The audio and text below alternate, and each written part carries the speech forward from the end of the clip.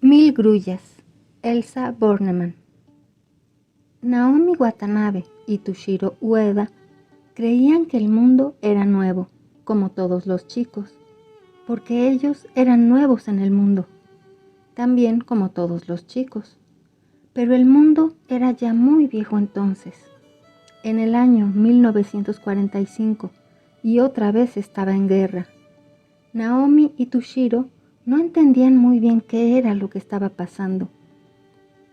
Desde que ambos recordaban, sus pequeñas vidas en la ciudad japonesa de Hiroshima se habían desarrollado del mismo modo, en un clima de sobresaltos entre adultos callados y tristes, compartiendo con ellos los escasos granos de arroz que flotaban en la sopa diaria y el miedo que apretaba las reuniones familiares de cada anochecer en torno a la noticia de la radio, que hablaban de luchas y muerte por todas partes.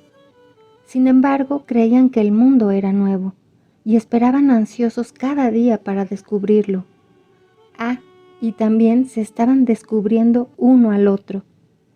Se contemplaban de reojo durante la caminata hacia la escuela, cuando suponían que sus miradas levantaban murallas y nadie más que ellos podían transitar ese imaginario senderito de ojos a ojos. Apenas se habían intercambiado algunas frases. El afecto de los dos no buscaba las palabras, estaban tan acostumbrados al silencio. Pero Naomi sabía que quería a ese muchachito delgado, que más de una vez se quedaba sin almorzar por darle a ella la ración de batatas que había traído de su casa. No tengo hambre, le mentía a Toshiro, cuando veía que la niña apenas si tenía 2 o 3 galletitas para pasar el mediodía.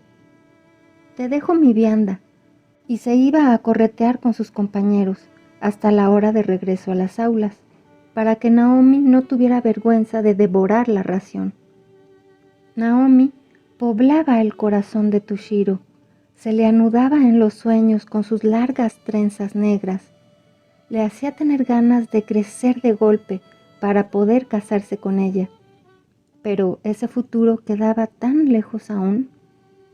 El futuro inmediato de aquella primavera de 1945 fue el verano, que llegó puntualmente el 21 de junio y anunció las vacaciones escolares. Y con la misma intensidad con que otras veces habían esperado sus soleadas mañanas, ese año los ensombreció a los dos.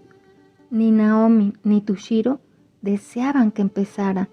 Su comienzo significaba que tendrían que dejar de verse durante un mes y medio inacabable. A pesar de que sus casas no quedaban demasiado lejos una de la otra, sus familias no se conocían.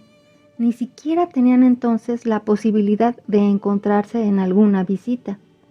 Había que esperar pacientemente la reanudación de las clases. Acabó junio y Toshiro arrancó contento la hoja del almanaque. Se fue julio y Naomi arrancó contenta la hoja del almanaque. Y aunque no lo supieran, por fin llegó agosto, pensaron los dos al mismo tiempo. Fue justamente el 1 de ese mes cuando Toshiro viajó junto a sus padres hacia la aldea de Miyashima. Iban a pasar una semana. Allí vivían los abuelos, 2 ceramistas que veían apilarse vasijas en todos los rincones de su local. Ya no vendían nada, no obstante, sus manos viejas seguían modelando la arcilla con la misma dedicación de otras épocas. Para cuando termine la guerra, decía el abuelo, todo acaba algún día, comentaba la abuela por lo bajo, y Toshiro sentía que la paz debía de ser algo muy hermoso, porque los ojos de su madre parecían aclararse fugazmente cada vez que se referían al fin de la guerra, tal como a él se le aclaraban los suyos cuando recordaba a Naomi. Y Naomi, el 1 de agosto se despertó inquieta. Acababa de soñar que caminaba sobre la nieve, sola, descalza, ni casas ni árboles a su alrededor, un desierto helado y ella atravesándolo. Abandonó el tatami, se deslizó de puntillas entre sus dormidos hermanos y abrió la ventana de la habitación. ¡Qué alivio! Una cálida madrugada le rozó las mejillas. Ella le devolvió un suspiro. El 2 y el 3 de agosto escribió trabajosamente sus primeros haikus. Lento se apaga el verano, enciendo lámpara y sonrisas. Pronto florecerán los crisantemos. Espera, corazón. Después achicó en rollitos ambos papeles y los guardó dentro de una cajita de laca en la que escondía sus pequeños tesoros de la curiosidad de sus hermanos. El 4 y el 5 de agosto se lo pasó ayudando a su madre y a las tías. Era tanta la ropa para remendar. Sin embargo, esa tarea no le disgustaba. Naomi siempre sabía hallar el modo de convertir en un juego entretenido lo que acaso resultaba aburridísimo para otras chicas. Cuando cosía, por ejemplo, imaginaba que cada 222 puntadas podía sujetar un deseo para que se cumpliese. La aguja iba y venía laboriosa. Así quedó en el pantalón de su hermano menor el ruego de que finalizara enseguida esa espantosa guerra, y en los puños de la camisa de su papá el pedido de que Toshiro no la olvidara nunca. Y los dos deseos se cumplieron, pero el mundo tenía sus propios planes. 8 de la mañana del 6 de agosto en el cielo de Hiroshima. Naomi se ajusta el obi de su kimono y recuerda a su amigo. ¿Qué estará haciendo ahora?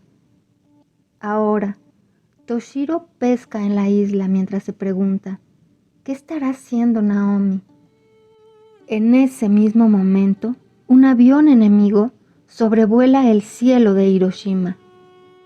En el avión, hombres blancos que pulsan botones y la bomba atómica surca por primera vez un cielo, el cielo de Hiroshima. Un repentino resplandor ilumina extrañamente la ciudad. En ella, una mamá amamanta a su hijo por última vez. Dos viejos trenzan bambúes por última vez. Una docena de niños canturrea Donguri Koro Koro por última vez. Cientos de mujeres repiten sus gestos habituales por última vez. Miles de hombres piensan en mañana por última vez. Naomi sale para hacer unos mandados. Silenciosa explota la bomba. Hierven de repente las aguas del río. Y 500,000 de japoneses, 500,000 de seres humanos, se desintegran esa mañana. Y con ellos desaparecen edificios, árboles, calles, animales, puentes y el pasado de Hiroshima. Ya ninguno de los sobrevivientes podrán volver a reflejarse en el mismo espejo, ni abrir nuevamente la puerta de su casa, ni retomar ningún camino querido. Hiroshima arrasada por un hongo atómico. Hiroshima es el sol, ese 6 de agosto de 1945. Un sol estallando.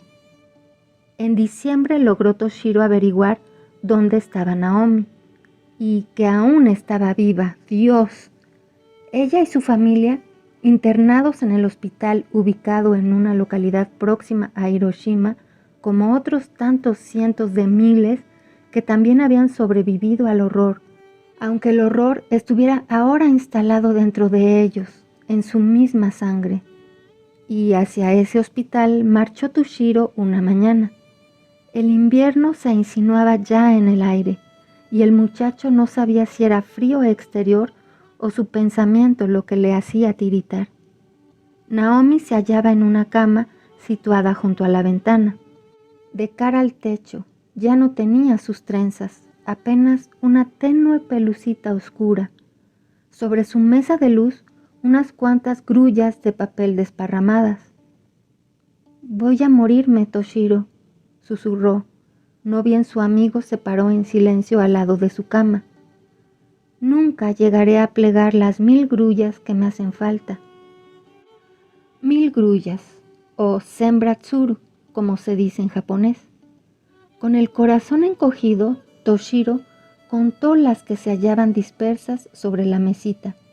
Solo 20. Después las juntó cuidadosamente antes de guardarlas en un bolsillo de su chaqueta. «Te vas a curar, Naomi», le dijo entonces. Pero su amiga no le oía ya, se había quedado dormida. El muchachito salió del hospital, bebiéndose las lágrimas.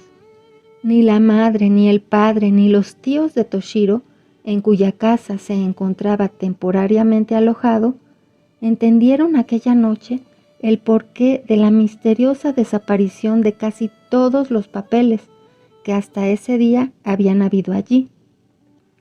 Hojas de diario, pedazos de papel para envolver, viejos cuadernos y hasta algunos libros parecían haberse esfumado mágicamente. Pero ya era tarde para preguntar. Todos los mayores se durmieron, sorprendidos. En la habitación que compartía con sus primos, Toshiro velaba entre las sombras.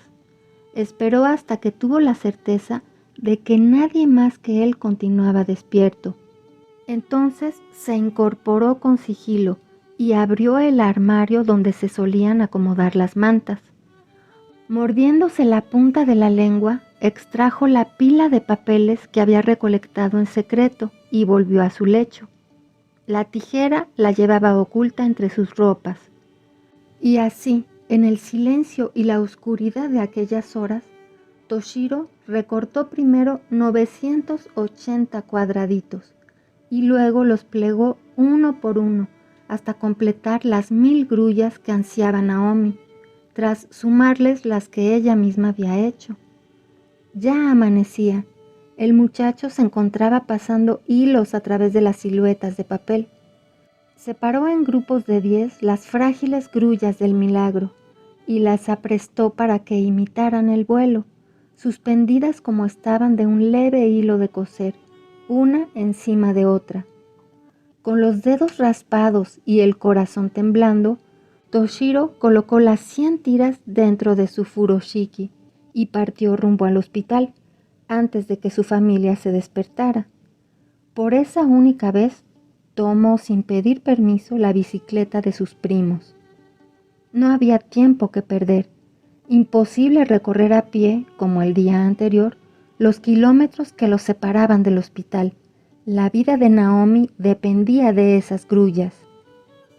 «Prohibidas las visitas a esta hora», dijo la enfermera, impidiéndole el acceso a la enorme sala en uno de cuyos extremos estaba la cama de su querida amiga. Toshiro insistió. «Solo quiero colgar estas grullas sobre su lecho, por favor». Ningún gesto denunció la emoción de la enfermera cuando el chico le mostró las sabecitas de papel. Con la misma aparente impasibilidad con que en momentos antes le había cerrado el paso, se hizo a un lado y le permitió que entrara. «Pero 5 minutos, ¿eh?» Naomi dormía. Tratando de no hacer el menor ruidito, Toshiro puso una silla sobre la mesa de luz y luego se subió. Tuvo que estirarse a más no poder para alcanzar el cielo raso, pero lo alcanzó, y en un rato estaban las 1000 grullas pendiendo del techo, los 100 hilos entrelazados, firmemente sujetos con alfileres. Fue al bajarse de su improvisada escalera cuando advirtió que Naomi lo estaba observando. Tenía la cabecita echada hacia un lado y una sonrisa en los ojos. «Son hermosas, Toshi-kan. Gracias». «Hay 1 millar. Son tuyas, Naomi, tuyas». Y el muchacho abandonó la sala sin darse vuelta. En la luminosidad del mediodía, que ahora ocupaba todo el recinto, 1000 grullas empezaron a balancearse, impulsadas por el viento que la enfermera también dejó colar, al entreabrir por unos instantes la ventana. Los ojos de Naomi seguían sonriendo. La niña murió al día siguiente, un ángel a la intemperie frente a la impiedad de los adultos.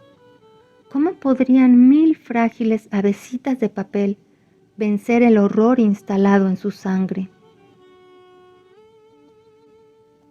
Febrero de 1976. Toshiro Ueda cumplió 42 años y vive en Inglaterra. Se casó, tiene 3 hijos y es gerente de sucursal en un banco establecido en Londres. Serio y poco comunicativo como es, ninguno de sus empleados se atreve a preguntarle por qué, entre el aluvión de papeles con importantes informes y mensajes telegráficos que habitualmente se juntan sobre su escritorio, siempre se encuentran algunas grullas de origami dispersas al azar. Grullas seguramente hechas por él, pero en algún momento en que nadie consigue sorprenderlo. Grullas desplegando alas en las que se descubren las cifras de las máquinas de calcular. Grullas surgidas de servilletas con impresos de los más sofisticados restaurantes. Grullas y más grullas. Y los empleados comentan divertidos que el gerente debe de creer en aquella superstición japonesa. Algún día completará las 1000, cuchicheaban entre risas. ¿Se animará entonces a colgarla sobre su escritorio? Ninguno sospechaba siquiera la entrañable relación que esas grullas tienen con la perdida Hiroshima de su niñez, con su perdido amor primero.